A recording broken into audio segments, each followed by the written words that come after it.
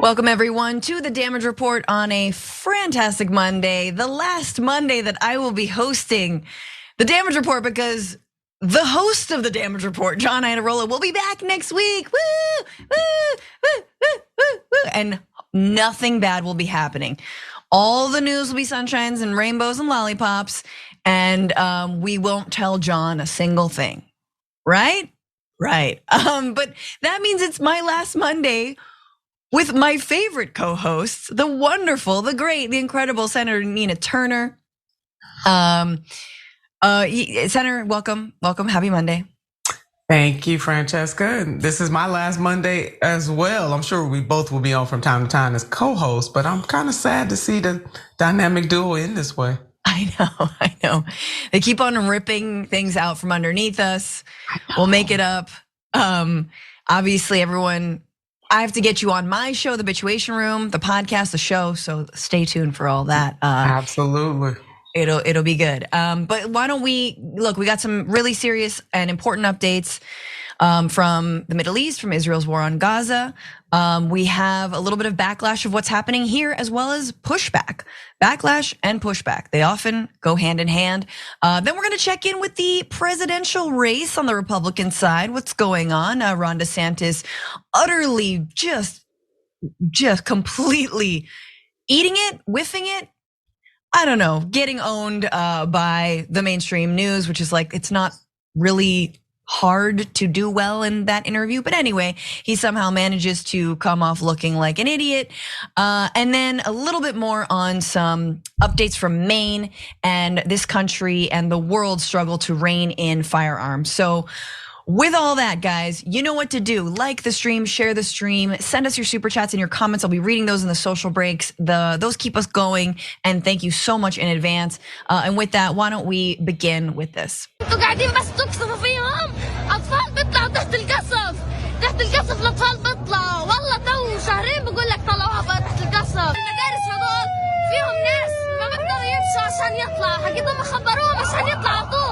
انتوا ولا خبر ولا اشي بس تقصفوا ولا همكم المدارس هذول فيهم ناس مريضين مشلولين ولا بيقدروا يمشوا ولا بيقدروا اشي عاجزين حرام عليكم. So that was a young girl outside of a UN school in Gaza saying shame on Israel for bombing women and children and civilians who they're not warning before they bomb them. Shame on them for forcibly evacuating 1.1 million Gazans, many of whom are not able to evacuate because they are disabled, because they are elderly, because they are paralyzed in fear. This was a weekend of dramatic escalation of Israel's war on Gaza, and it started on Friday night with a near total blackout in the territory. But this bombing campaign is so severe, experts are calling it one of the harshest of the 21st century. That is what we're dealing with. The death toll as of this morning has been over 8,000 people killed in Gaza, including 3,500 children. And as you heard there's a desperation as family members and people are under the rubble. There has been repeated targeting of a hospital that many Gazans are actually sheltering at. About 14,000 people are sheltering as there are bombs dropping all around. Now, about this dramatic escalation, not a lot is known because of the cuts to electricity, which means internet, phone lines, in addition to, of course, the lack of fuel, the lack of electricity generally for things like, lights and keeping hospital generators on. But Israel has not openly claimed responsibility for cutting off the electricity and the communications, cell phone towers, and internet. However, this is from Mark Regev, who is a senior Israeli government advisor, said disrupting enemy communications was a standard wartime tactic, but stopped short of confirming that it was intentional. In military operations conducted by the British Army, the American Army, often it is standard behavior to disrupt the communications of your enemy. That was his quote. What happened on the ground when those communications were cut, when Gaza was plunged into darkness? Rushdie Abu-Luf, who is a journalist with the BBC in Gaza, said since communications were cut on Friday night, ambulance drivers could not receive instructions. So they simply drove in the direction of explosions. In case you needed any confirmation of how serious this is being framed by Prime Minister Netanyahu as very much a holy war, very much an us against them. There is no sign of slowing down. He's called it, in fact, the second war of independence. So that is, those are harsh words, as many Palestinians are getting flashbacks of what their parents went through in 1948 during the Nakba, when they were forced to leave their homes and never returned. But here are some excerpts from Netanyahu's speech to give you a sense of the kind of language he is using. He said this, he said, look, everyone will have to give answers, me too. But all of this will happen only after the war. In other words, don't come to me to ask me about whether or not we're being careful with civilian lives or not, whether or not we actually bombed Hamas targets or not, whether or not we're allowing international observers into the region. Now is not the time for questions. So he says, it is now a time to come together for one purpose, to storm ahead and achieve victory with joint forces in a profound belief in our justice, a profound belief in the eternity of the Jewish people. We shall realize the prophecy of Isaiah. There will no longer be stealing at your borders, and your gates will be of glory. Together we will fight, together we will win. We will fight and we will win, and this will be the triumph of good over evil, light over darkness, life over death. Now he's in terms of that sort of triumph of Isaiah, the prophecy of Isaiah, he's referencing Isaiah 60:18 that says, violence shall be no more heard in your land, devastation or destruction within your borders. You shall call your walls salvation and your gates praise, which is very ironic considering there's a lot of violence in the land. And according to pretty much everyone who understands this issue, violence will not stop the violence in this land. This is in addition to, guys, you guys all know that there have been calls for Gazans to retreat to the south, but over the past 2 weeks, Israel's ramped up airstrikes in southern Gaza, even demanding the relocation of hundreds of thousands of residents of northern Gaza to the south. So even after, excuse me. So right, so there is no safe haven. And before we go to what's happening in the West Bank, this is what the New York Times, again, there are very few details the Israeli military is providing them, but this is the map that they were able to sort of, based on footage, based on what the reporting they'd seen, where Israel is starting. I don't know if we have this, where Israel is invading. So to the north, Israeli troops, they pieced that together through strikes posted Thursday and Saturday. Tanks and artillery are crossing into the border. Israeli troops then down to the south. This is again, thanks to like strikes and videos of tanks rolling in. Again, this is a ground incursion as well as an aerial bombardment. And it is not clear what the final goal is, but this is where we're at. And of course, the United States has not officially called for a ceasefire, despite the United Nations doing so. Senator, your thoughts on just over the weekend? I mean, some of the things we were hearing and seeing or not seeing were quite chilling. Yeah, heavy heart, Francesca. I mean, you can see what our viewers can't see when the camera's not on me. I mean, I'm just exacerbated by this whole thing, numb. And I know millions of people are numb by this. And it's people like us who are not even at the center of this pain. We're ancillary to this pain at this point. The United States of America, to our internal shame. Nobody in the world is going to escape the fallout of what is happening in this war. And to see that young girl in her exacerbation over what she sees happening and how she's describing what is happening. And if she lives, right, to grow up, there will be a type of resentment here, right? There are gonna be resentments on both sides of this, from Palestinians and also Israelis. And so the course of action that must be taken, despite what some of these spineless elected officials in this country are saying, is a ceasefire. Now, you do have some electeds who are standing up, led by people like Congresswoman Cori Bush and others who have asked for the ceasefire, and we've had several sign on to this.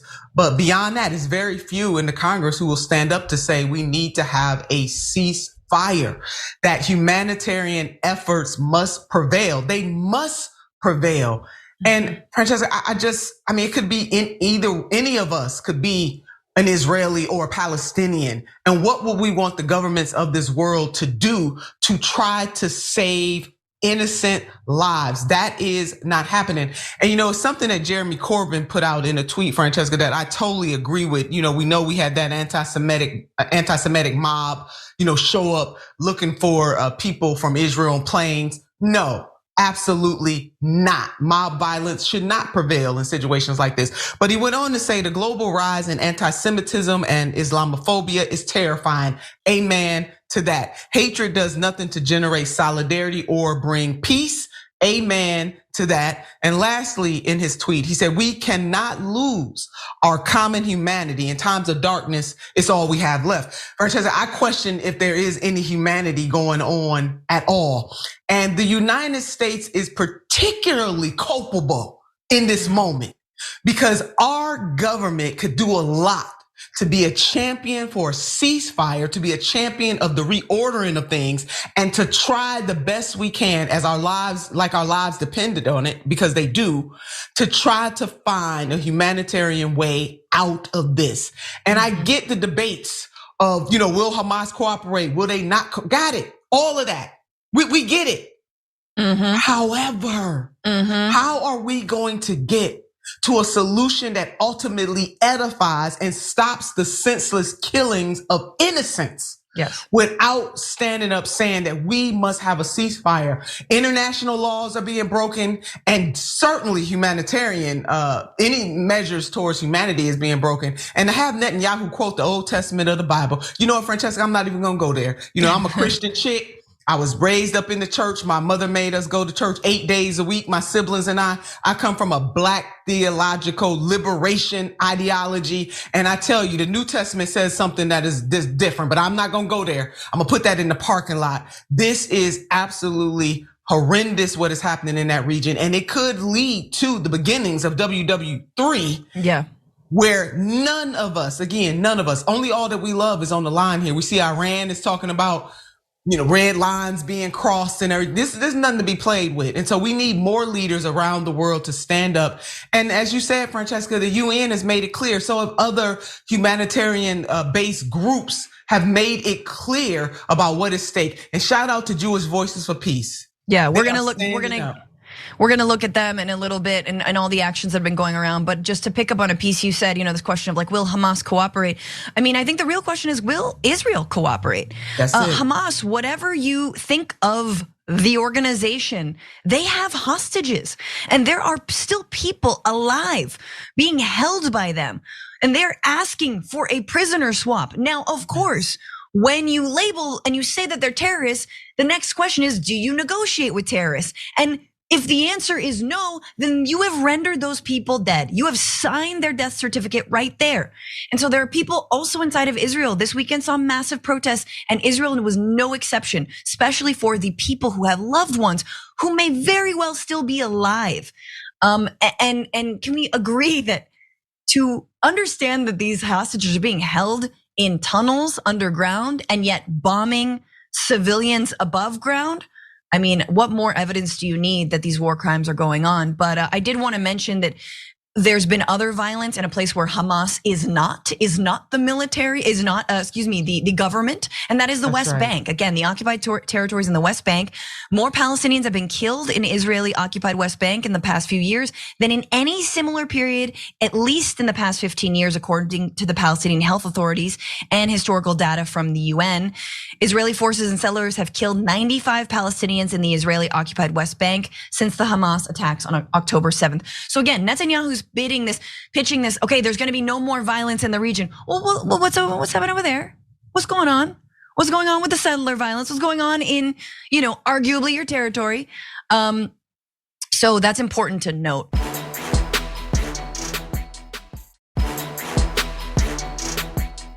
The assault on Gaza and the Palestinian people has not been without massive pushback and resistance, not just here in the United States, but around the world. Over the weekend, we saw millions come to the streets in London. We have some footage from that right here. You can see just completely flooding the streets. There were folks in Istanbul as well. So Turkey turned out massive millions of folks on the streets there. But then you had San Francisco, Protesters in San Francisco shut down the 101 freeway, calling for a ceasefire.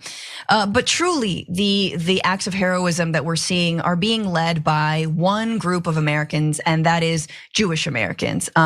Jewish Americans with organizations like If Not Now and Jewish Voice for Peace have been out in front calling for this ceasefire, saying that not in our name.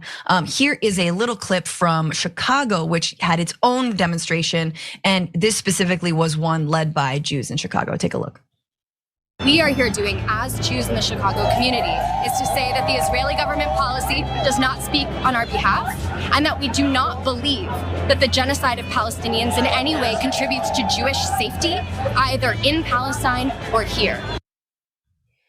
Right, so pushing back on the idea that Netanyahu is selling, I think a lot of Jews, not just in Israel, but around the world, that what they are doing keeps all Jews safer. And I mean, if we've seen some of the rise in anti-Semitic as well as Islamophobic attacks, I think we can all agree nothing about war makes anyone safer. So anyway, fun double speak there. That was from JVP, Jewish Voice for Peace in Chicago. JVP in New York stepped it up a notch. They shut down Grand Central Station during rush hour on a Friday. People, I don't think you can pick a more prime time to make your voice heard. Here was a photo of them outside of the station. These are folks who weren't able to get in because they were demonstrating in support outside. There were also commuters who were like, what's going on inside? What was going on inside? Let's take a look.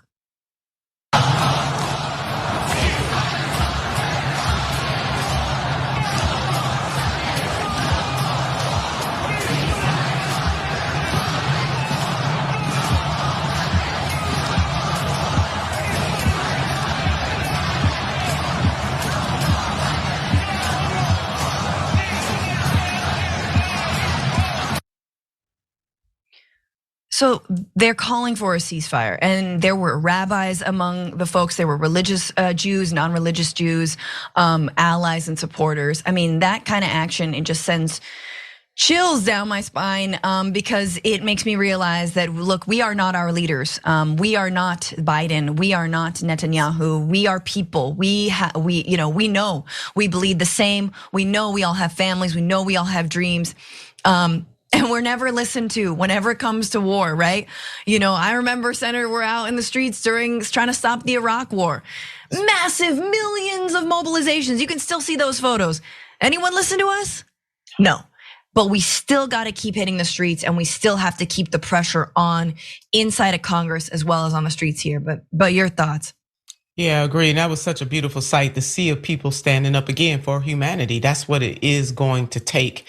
And no, imagine if Americans and some, world leaders have tried to do this when they disagree with America, but imagine if we were always held accountable for what our government does in a way that hurts and maims and kills people.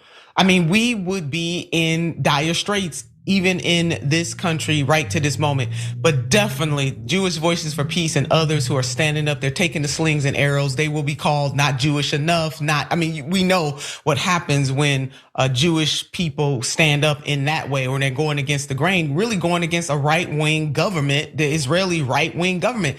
And as you've laid out here, Francesca, and we have on TYT on countless shows, many of the Israelis before this war started were calling out Netanyahu. I'm old enough to remember that. That wasn't that long ago.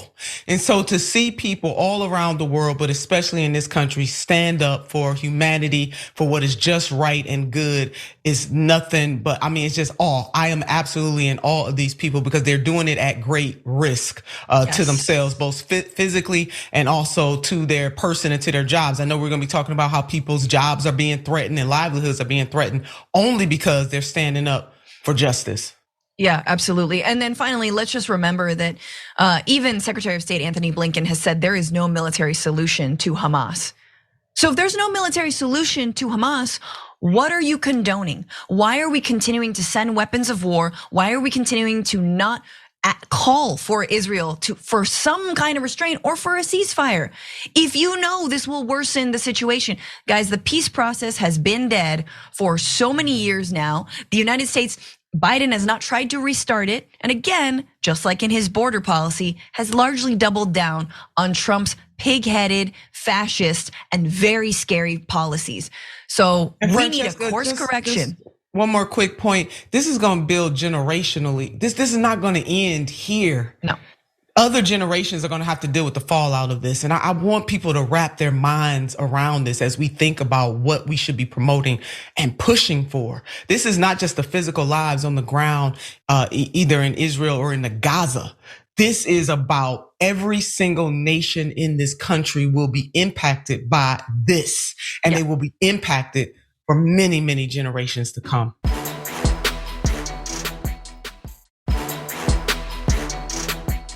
It is not easy to speak out for Palestinian human rights at a time when Palestinians are being bombarded by Israel and supported by American taxpayers. In fact, many people have faced backlash. Many people are afraid to speak out because of that backlash. Specifically, journalists and editors and folks who work in media have lost their jobs over their stances for a ceasefire, over naming something that they see as genocide and calling it genocide. So a few journalists who have lost their jobs, let's take a look at, this is nothing to do with politics or anything, but a Philadelphia 76ers sports writer, Jackson Frank, basically disagreed with his news outlet's stance when the 76ers, when the 76ers tweeted, not the team stance, they tweeted, "We stand with the people of Israel and join them in mourning the hundreds of innocent lives lost to terrorism at the hands of Hamas, along with the hashtag stand with Israel." Now, arguably, that's not that crazy of a sentiment at all, but he responded and just quote tweeted and said, "This post sucks. Solidarity with Palestine always." Frank, who had only recently joined the PhillyVoice.com as a sports reporter, since deleted the tweet, but he was also let go, which he didn't call for violence. He just said the post sucked. I mean, I guess his job is to cover the 76ers, but there's a lot more than just that. Other reporters have been taken off air over their social media posts. One cartoonist had their contract with a British newspaper terminated after penning an illustration attacking Israeli Prime Minister Benjamin Netanyahu, which many thought included an anti-Semitic trope. The removals follow several previous sackings at international news outlets. We know that even Greta Thunberg reposted a post that had her calling for a ceasefire and cropping out an octopus because apparently that is an anti-Semitic trope. Truly, anything can be considered an anti-Semitic trope if it is taken in bad faith. We know that Ilhan Omar has had that also levied at her. It doesn't stop there. The editor-in-chief of a life and science academic journal, eLife, Michael Eisen, quote tweeted The Onion and said, "The Onion speaks with more courage, insight, and moral clarity than the leaders of every academic institution put together. I wish there was an Onion University." 10 days later, I have been informed that I am being replaced as the editor-in-chief of eLife for retweeting an Onion piece that calls out the indifference to the lives of Palestinian civilians. That headline was, "Dying Gazans criticized for not using last words to condemn Hamas." It is satirical, it is searing, and the fact that he got fired over it means maybe he was onto something. Then finally, creative arts agency CAA talent agency fired or forced one of their top agents in Hollywood, Maha Dakil, to resign. She posted an Instagram story on Wednesday that read, "You're currently learning who supports genocide." She added her own message over the reposting stating, "That's the line for me." She subsequently posted a second photo that was captioned, "What's more heartbreaking than witnessing genocide? Witnessing the denial that genocide is happening." Then she was basically forced out at CAA, and she was also forced to make an apology statement. I'm not gonna read that. She took down her post. I think it is absolutely absurd to make someone like that apologize for something as benign as saying, "Can we not turn a blind eye to what is happening in front of us, to genocide?" But it goes on and on and on. Senator, the most recent one was a very, very important art magazine called Art Forum, put out a joint letter from the writers and the staff condemning and calling for a ceasefire, basically saying enough is enough, let's stop the bloodshed. And the editor-in-chief, who had been working there for, I believe, over a decade, was forced to resign, and other staffers resigned in solidarity with him. He says he has no regrets over that. So it is a big move, no matter where you're at and what field you work in. Maybe other than this job here that I have, if I didn't, I would feel fairly unsafe in condemning. I mean, I would still do that because I'm actually allergic to money. I don't know if anyone knows that about me. But like, a lot of folks are not able to speak out and feel like they are being censored. Well, they are being. I mean, what happened to freedom of speech in this country is free, but only so free. And what we're seeing is that the power forces will come bear down on people who speak up and speak out in a way that they do not agree with. This is very much giving me McCarthyism vibes from the 1950s. If people, certainly students of history, remember reading or studying that as a time when if you spoke out in that time about, the Red Scare and all of that kind of stuff, your very livelihood was on the line. And you had politicians similar to how we have right now today, weighing in on it, threatening people. People lost their jobs. They lost their livelihoods in the same way that people are losing their jobs and their livelihoods right now. We would like to think that we have evolved a lot in the 21st century, but obviously we see that not much has changed. And as a species, as a human species, we certainly have not evolved enough to overcome this moment. So it is really sad. Any and all of us are vulnerable at any given moment. That what just happened to those employees, the examples and that you just gave, Francesca, and there are others, that any and everybody can lose their job. It also forget it. I'm not gonna go. I was gonna talk about some Black history moments too, but I'll put that in the parking lot for now. Let's just say that this is wrong, and if we truly are a nation where freedom of speech prevails, no one should be happy that people are being fired from their jobs for just voicing a sentiment that they don't want to see innocent lives lost, and that all lives, whether they're Palestinian lives or Israeli lives, matter equally. Yeah, and look, none of these statements are "I support Hamas," right? I mean, we are living in an upside down hall of mirrors where people are being told that they support terrorism, and none of these people have ever either, cagily or outwardly said anything of the sort. And this is also happening on campuses. We haven't even covered the amount of targeting of student groups and the fact that Ron DeSantis is trying to make speaking out against Israeli war crimes to be a crime on campuses. This is not only, this was before the war even kicked off.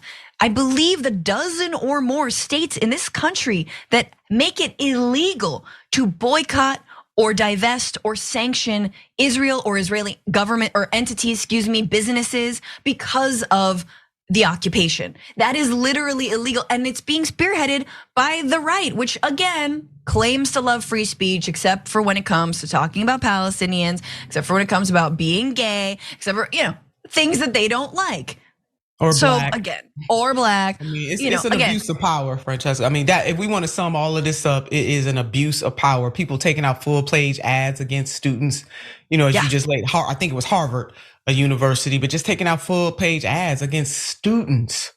For the love of God. I mean, we really need to analyze this because it's this issue today. What other issue will it be tomorrow? And that's what makes this so galling, is that if we allow this kind of behavior to continue without being checked, then it'll be another issue that other people care about tomorrow. It is definitely a slippery slope. And for those who are not familiar of what happened in 1950s under McCarthyism, I dare you just to take a little. You don't have to go deep, but just a superficial research on McCarthyism and the fallout and the consequences that it had to individuals and communities because people were labeled a certain way. Mm-hmm. Well, I mean, to their credit, they're definitely, we're not going to talk about Palestinian human rights anymore. I mean, students, whenever they get told not to talk about something, they usually stop. Yeah, they do. They obey. They obey real well. It'll go over real well. They'll stop looking into it. They'll stop learning. obviously a lot of people are finding out about what's going on through social media because of the ways that mainstream news has been one-sided or has not covered what is happening on the ground with Gazans who are living under a hellfire amount of missiles, if not hellfire missiles themselves. It's not actually good. Interesting when you look at the tech companies who are responsible for giving us a lot of this news, turns out they also have a bias as well. One of the largest media companies in Europe was pushing its own initiative to limit online news about civilian casualties in Palestine. That's organization's called Upday. It's the largest news aggregator app in Europe, handed down directives to color the company's coverage of the war in Gaza with pro-Israel sentiment, according to interviews with employees and internal documents obtained by The Intercept. Leadership at Upday, which is a subsidiary of Axel Springer, gave instructions to prioritize the Israeli perspective and minimize Palestinian civilian deaths, according to employees.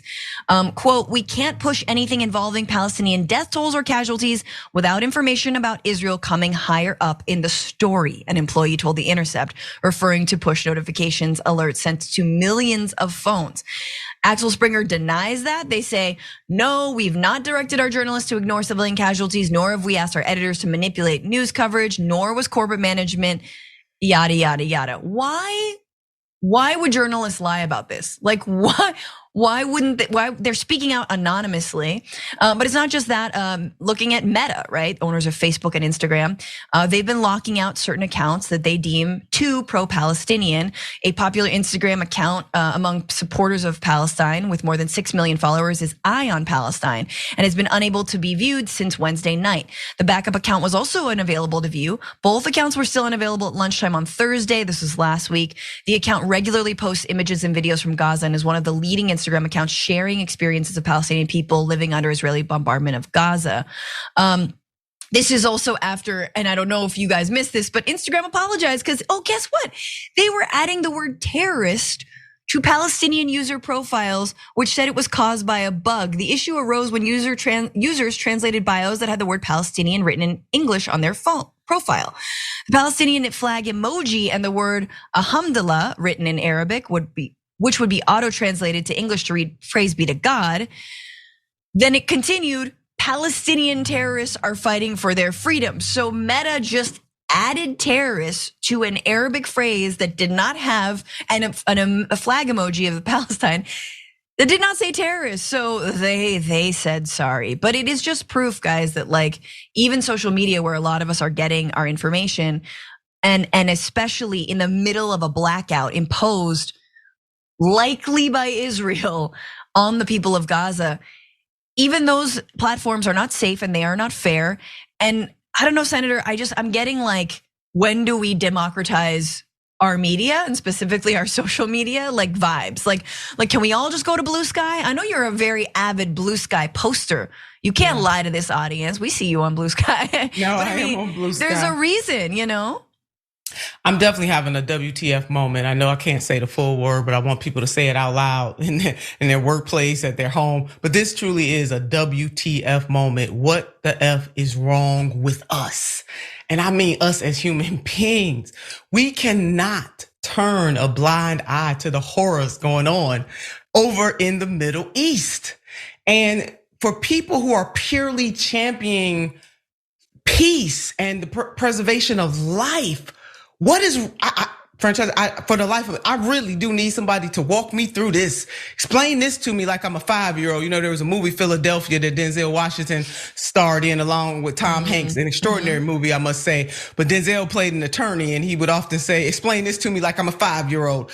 I need somebody or a group of somebodies to explain to me why advocating for the preservation of life, whether again it's Palestinian lives or Israeli lives, but particularly Palestinian lives, asking for their lives to be preserved, is what seems to get people in trouble. What is wrong with that? And what is wrong with us? And when you have media outlets, whether they're social or mainstream, doing what they're doing, we are really in trouble, because media is supposed to be above all of that. It's supposed to be the place where people can go and get unfettered access to the real. And that is the good, the bad, and the ugly of what is happening anywhere in the world. So again, it's happening now on this issue. What other issues will it happen about? That is the real threat. I mean, what we're talking about now is a threat, but there are threats beyond this threat. So, Francesca, I am having an absolutely WTF moment. I mean, it's interesting, right? Because you compare it to the BLM moment. You compare it to the filming of George Floyd's murder. Like, imagine if during that time, Meta decided we're going to block, and I know some of those accounts actually were blocked, but like that we're just gonna black out whatever happens under BLM. No, we're done with it. We're gonna cut off the internet to places like Kenosha or whatnot, like where things are going down. No more internet for y'all. No more filming of police. Police are in cahoots with local governments to cut the internet off so that you do not see the crimes that they are carrying out. You do not see what they are doing. Because these demonstrators must be stopped. I mean, I don't mean to make a crass comparison, but I do think sometimes comparisons are important to understand it if it happened to us. And I think the answer, sadly, to your question is because they are Arabs and because they are largely Muslims. And that is why we're being gaslit. Absolute power corrupts absolutely. I know Michael has the break. Absolute power, ladies and gentlemen, family and friends, corrupts absolutely.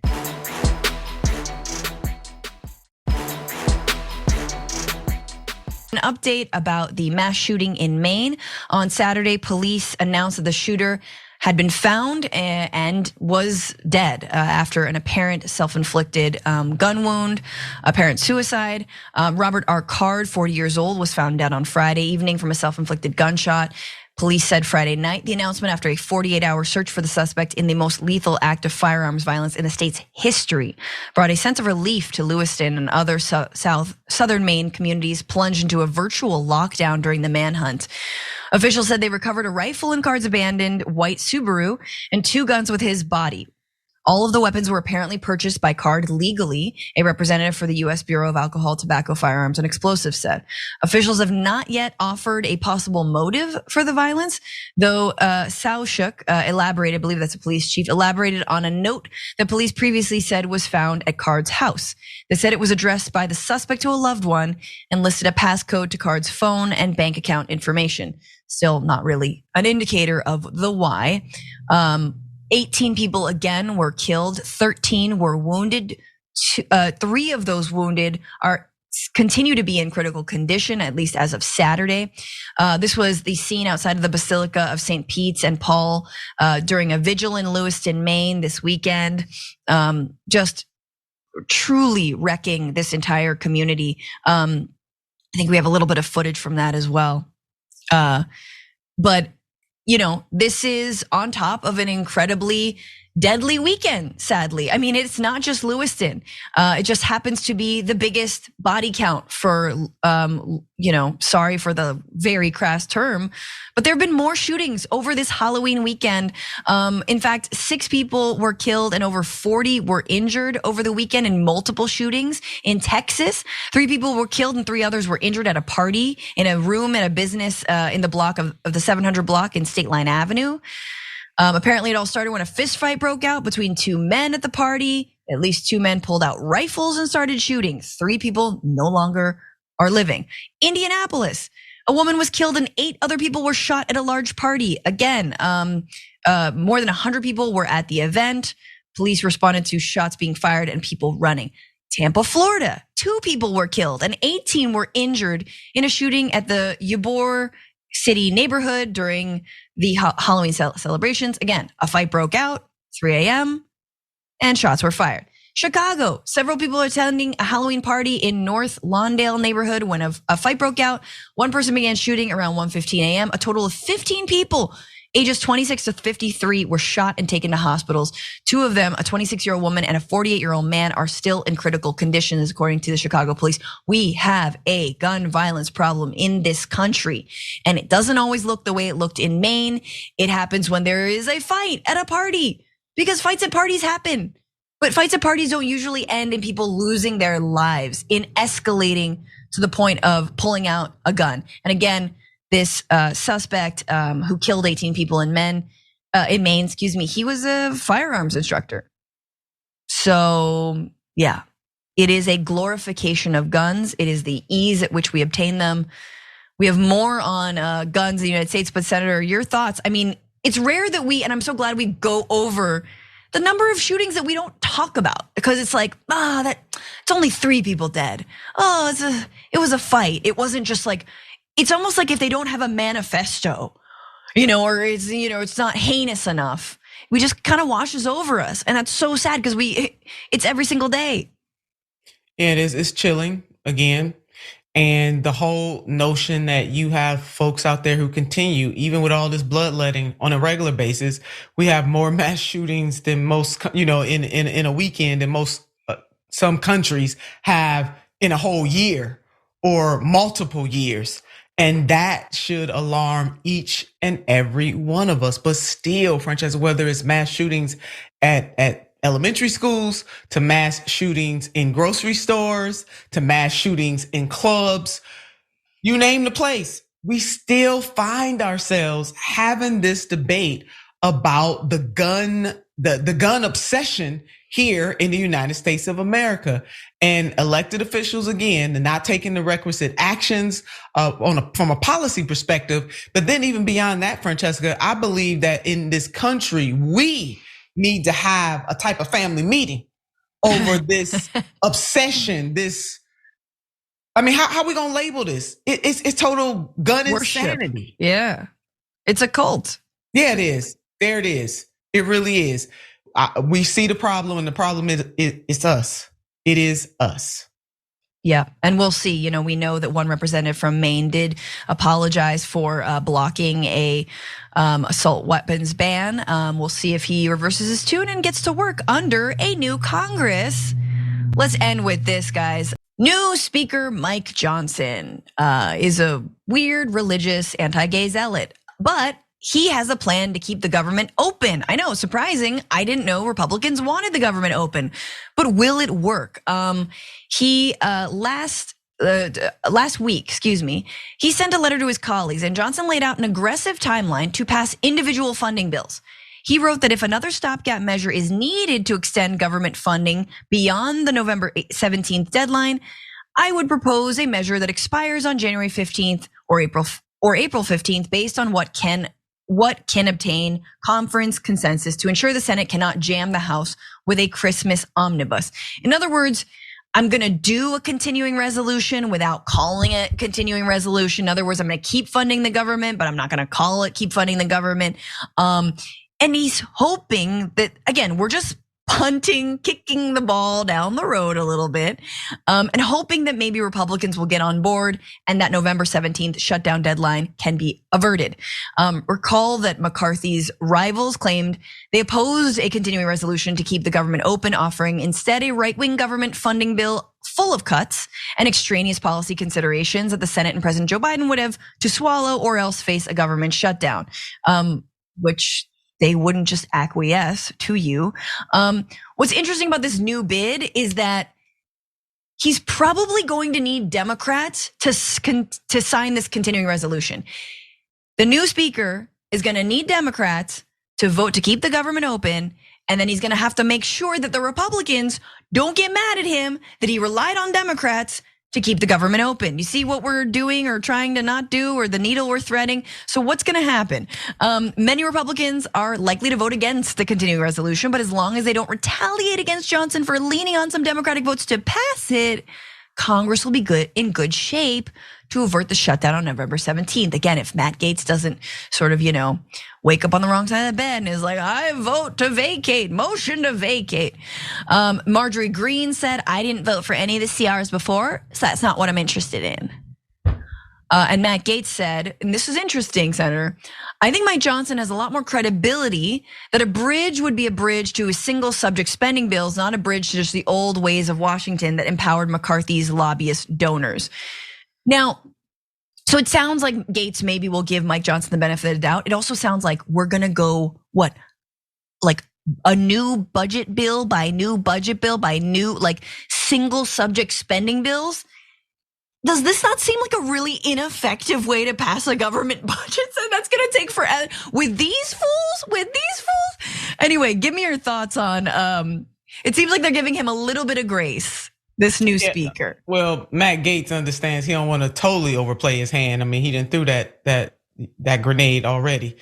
doing it back to back like this. I think for him it's a calculus, not that he certainly has found religion, but it's a strategic calculus not to do the newly minted speaker this way so soon. Right. But make no mistake about it, this foundation within the GOP is on sand.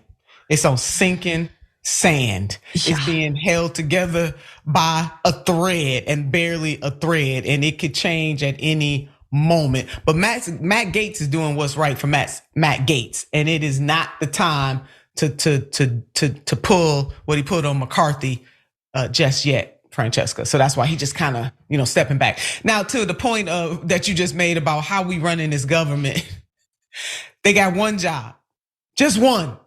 And they can't even do this right. And this is even before the so-called nuclear type option of the new GOP caucus. I'm talking about years and years. They continue to have continuing resolutions to run the government, America. Do you understand this? These fools wouldn't know how to set up a budget that could last the entire budget cycle if it was sitting in the chair next to them.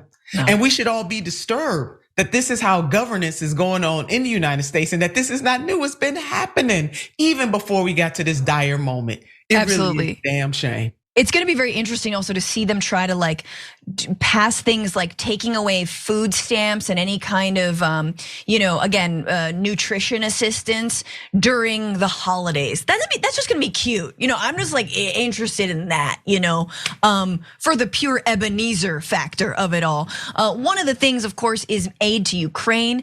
And it seems like, again, hardline Republicans do not want any more money going to Ukraine, but they do want tons of money going to Israel. Problem is, President Biden is putting before them a bill that lumps them together, money for Israel and money for Ukraine. I think us progressives would have a different thought about how we want to separate that out. But Mitch McConnell said he wants to keep military aid to Ukraine and Israel tied together because he views those conflicts as part of a larger global threat.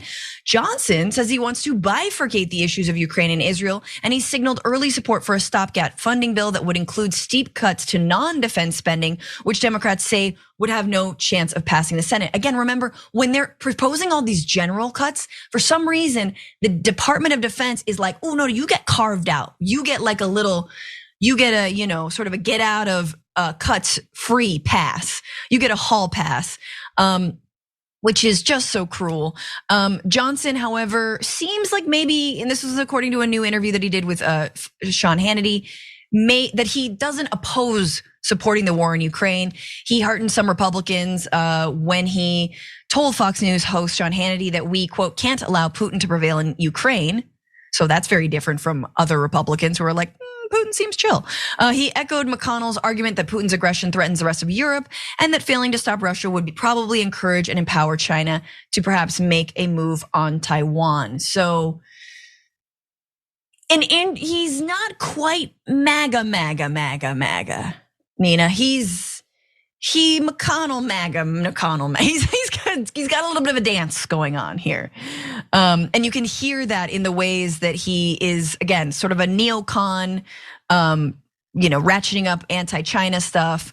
And then also, again, supporting the more money to Ukraine. Whereas I truly believe most of the Republican Party has been bought by the Russian government, if not overtly, through multiple dark money sources. But final thoughts on this. I mean, geopolitical considerations are important. We should be having those debates. But where I want to center this conversation, where they never are able to seem to come together, is to help the American people domestically. I wish that they thought highly of reinstating the enhanced child tax credit, or giving people in this country paid and family medical leave, or having Medicare for all of those things that help keep tranquility in these United States of America. Francesca, that is what galls me, that they can't come together for those kinds of things, but they certainly can come together to enhance the military industrial complex, which ultimately doesn't get any of us anywhere if it is played out to its ultimate end, which is destruction. Don't Look Up comes to mind too. A big shout out to David Sirota on that. I don't get it. Why can't we cancel a student debt? And US Secretary Janet Yellen, I'm never gonna forget it and let them live this down. She said, oh yeah, We can We can afford it. We two can afford wars. it. Oh, baby. For any of that neoliberal and neo-fascism crew who always ask the question, how we gonna pay for it? That is gonna be the quote of the century for me, Francesca. Yes. I'm just keep pulling out what US Treasury Secretary Janet Yellen said. It's We a can meme afford at this. 2 wars. Like, we gotta memify this, you know? Yeah, it's we just do. like, hey, healthcare, we can afford We can it, you afford know? it. That's it. We got to take our break. If you are on linear, this is it. Thank you for joining us, but there is more in the aftermath on YouTube. Don't go anywhere.